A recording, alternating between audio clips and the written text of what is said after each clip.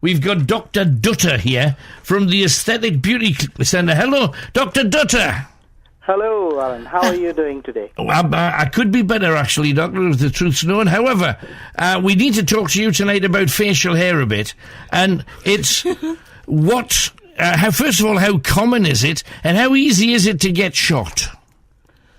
Facial hair is relatively common among men, of course, Right. for obvious reasons. But in ladies, we are finding about 1 in 5 or 1 in 6 ladies are much more conscious about even the small whiff of hair they have around the upper lip or around the front of the ear.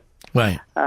It could be hormonal, but that is one of the major problems. But also, we have the same problem in people who are from Asian background, Right. and it shows a lot more in the lighter Asian ladies as well. Right. So for those that have, because I mean everybody's heard about women trying to do some work on their top lip, so that they can get that little tiny bit of hair either dyed so you can't see it, or removed altogether. I mean, can you do that, or does it turn into that stubbly stuff that men get? We particularly do the laser hair removal, but there are other ways and means ladies have coped with facial hair for a long, long time. Right. You have waxing, you have got bleaching, you have got EMAC, which is a type of cream or Right. various facial hair removal creams you can apply.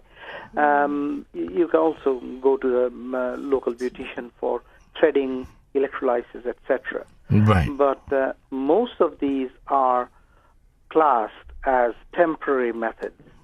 The permanent methods, and in the good old days we used to say permanent hair removal, that is not strictly scientifically true. We nowadays say permanent hair reduction, because once the laser has killed the hair follicle, that particular hair follicle will never grow back. Right. But in the face, say for example, every square centimeter of the skin has anything between 200 to 500 hair follicles. Some of them are, of course, visible, but the rest of them grow in cycles. Right. And the aim is to kill most of these hair follicles as we progress.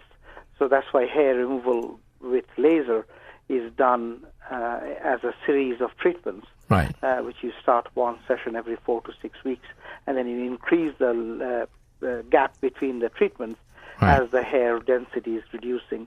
And ultimately, after about 2 or 3 years, you will see that the hair growth is very, very slow, unless they have got condition like polycystic ovarian syndrome, etc., which makes the hair grow much quicker. Right.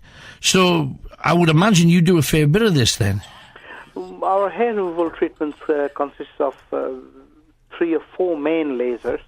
I don't want to bore you with the names, but there are various types of lasers you can use, Right. and each of the wavelengths are used for individual colors of skin, individual thickness of hair, and also you can guide the laser to different depths. Some of the Right, hairs right. are lighter, some of the hairs are quite deep, and you accordingly need to change the wavelength to get the best possible outcome.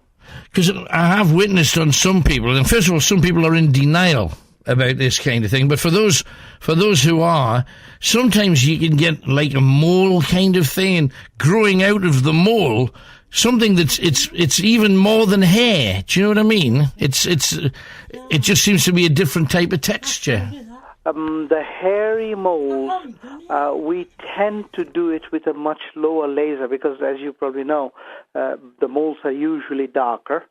They are quite often on the face, and we have to be a lot more careful when we are trying to attack the hairs Right. on a mole. But yes, it can be achieved.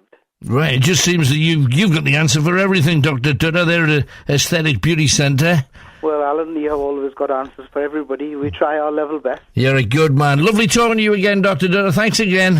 It's a pleasure to talk to you, Alan, and have a good night. I will. Thank you. Dr. Dutta's a good fella.